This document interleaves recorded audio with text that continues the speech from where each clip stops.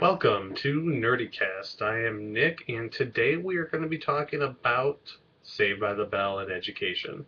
They really go hand in hand. It's a topic near and dear to my heart that the mainstream media has just avoided, and I felt it was my responsibility to bring it up. So let's get started talking about why schools need to have more Zach Morris and less Jessie Spano. So, for those of you not familiar with Saved by the Bell, you're kind of lame and you need to get on board really quickly because it is the ultimate show for those of us raised in the 90s and Saturday afternoon television. So, you've got two characters that are polar opposites in the way that they approach school. You've got Jesse Spano, who is the class president, the one involved in tons of different sports and club activities, and supposed to be the brainy type. This is the one that's supposed to be the smart one. And then you've got Zach Morris, who's supposed to be the cool kid, the slacker, the one that doesn't really pay a lot of attention in class, and really the type of student you're supposed to avoid. But if you really take the time to look at these two students, you'll see that Zach has far more qualities that you want to see in a student than you necessarily see in Jessica Spano. So let's focus on Jessie first and look at how she approached school. For Jessie, her main goal was to get into Stansbury. Stansbury was the fictional school that is the Harvard of the West. And that is what she obsessed over her whole life, trying in school to get to Stansbury to have a career. She worked hard. She was student council president, was on cheer squad, was the swim team, maybe the captain, perhaps. She worked in the school store. She did the eco club. She was always, always, always busy with school stuff, building up that resume to get into college. And then the SAT came, and she didn't do as well as she wanted.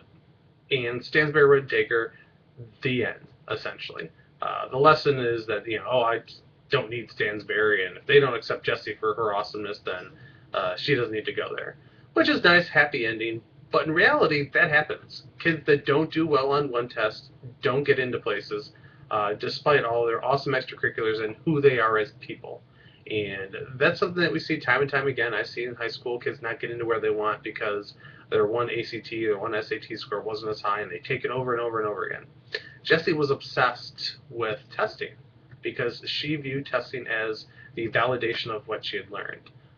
She became so obsessed with being the best at everything, including her musical group Hot Sunday, that she got addicted to caffeine pills.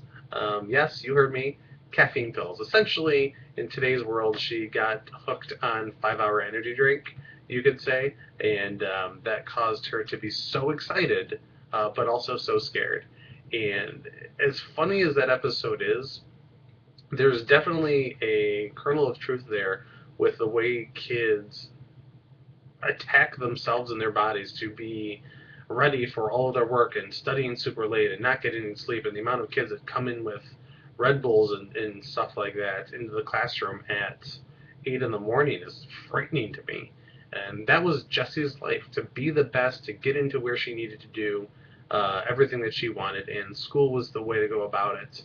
And her classes needed to test her, and when it came to projects, she was always bothered by it. She would try her all, but she clearly preferred the test. She preferred teachers like Terrible Testaverde, the Micro Machine guy, who gave the tests and the notes so quickly that at one point she was writing down the notes and smoke came from her notebook. If that's not an example of why you shouldn't be a teacher that stands up front and just speaks to your kids, watch that clip and you'll love it as an example of what not to do. So we've got Jessie, who's supposed to be the model student and the one that you should idolize, and in the end, she doesn't even get to be the valedictorian. It actually goes to Screech, which is sad because she built her whole life up to one big validation and then she didn't get it and thought that her life was over. We don't want kids like that. We don't need to create kids where the only validation they get is in the form of being tested and being given grades to make them feel good about what they've learned. They should feel good about what they've learned because they've learned it. I'm not suggesting doing away with grades completely, because I know some people absolutely feel that way. I'm definitely not one of those people that thinks that you should absolutely get rid of grades, because I think they can be good at helping people really see where they are and where they're progressing, but they're not the end all be all of assessment. So for Jessie, that was what it was for her, and that's what we need to not create for our students. I think an atmosphere has been created where a kid doesn't know if they've done well or not unless they get an A plus, and that means you've learned. If you get a B, that means you're a failure. And there definitely was an episode where Jessie didn't get the A, and she freaked out, and it was the end of the world. We need to move away from those type of students and really focus more on the Zack Morrises of the world. And the reason I say that is if you actually take a step back and look at Zack and ignore the pranks and the silliness, you'll see a student that excels in project-based learning. Zack's most successful moments were when he was involved in a group project, and it could have been buddy bands. He could have been the Zit Cream. It could have been, oh geez, so many. Oh, Screech's pasta sauce. Um, Anything that he wanted to do, he could accomplish. And he had the right group of people to work with, but he also had the tools. Zack was a problem solver. He was a critical thinker. Problems would arise, and he would have to solve it. You saw that in the episode where he became principal for the day and thought, oh, this will be cool, I'll make all the rules. And he quickly realized there's some responsibility, and he learned more from doing than sitting and filling out a worksheet.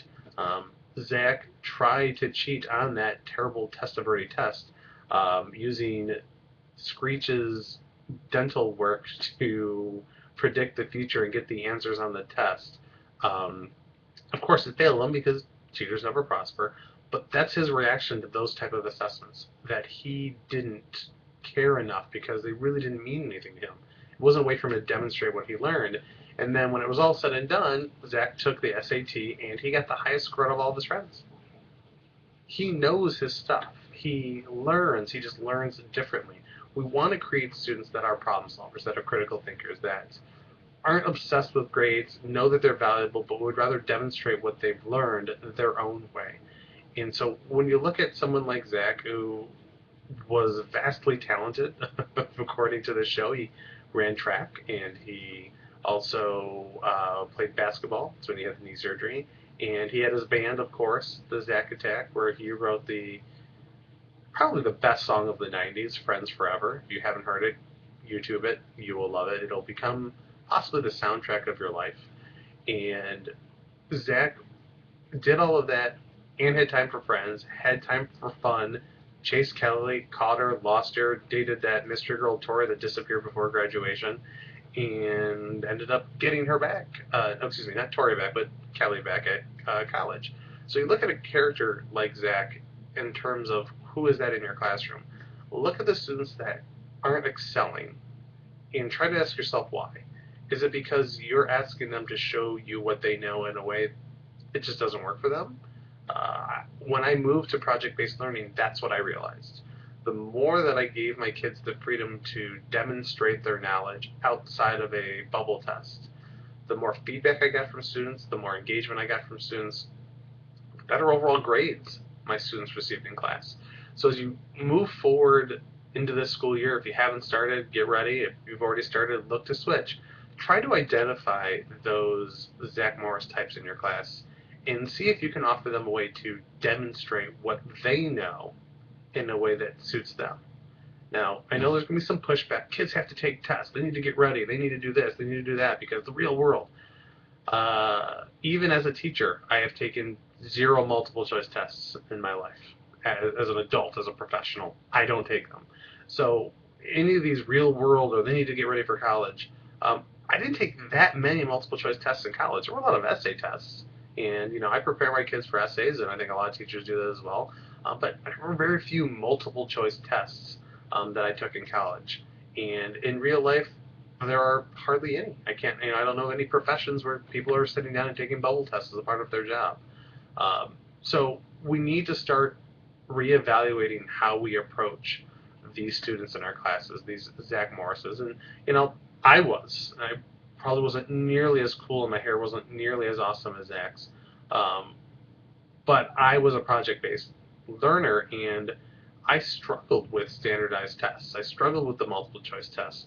Also, being dyslexic didn't help when it came to taking those tests and doing those type of things. So those are the issues that we need to look at as teachers as we move forward into this coming school year. As I type in the password to my computer because my screensaver went on while I'm talking to you. That's why I was looking away because I forgot to jiggle the mouse. Anywho, that's why we need more Zach Morrises. We need problem solvers, we need critical thinkers, and we need fewer Jessie Spanos. We need fewer people obsessed with the test. We need fewer people looking at validation through one test score.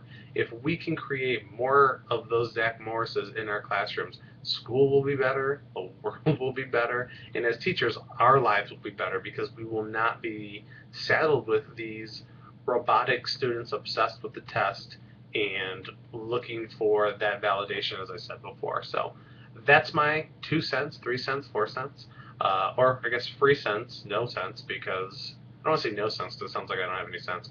I have a little. But my free kind of thought process on the dynamic of Zach Morris and Jessie Spano in education. I'm assuming the mainstream media will be picking this up. Brian Williams will be contacting me soon for more in-depth information, I'm sure, as we approach the next Education Week by NBC. So thank you for taking the time to hang out and listen to this. Share it with your friends if it's not too awful. And we'll be doing more of these as we come up. So again, thank you and take care.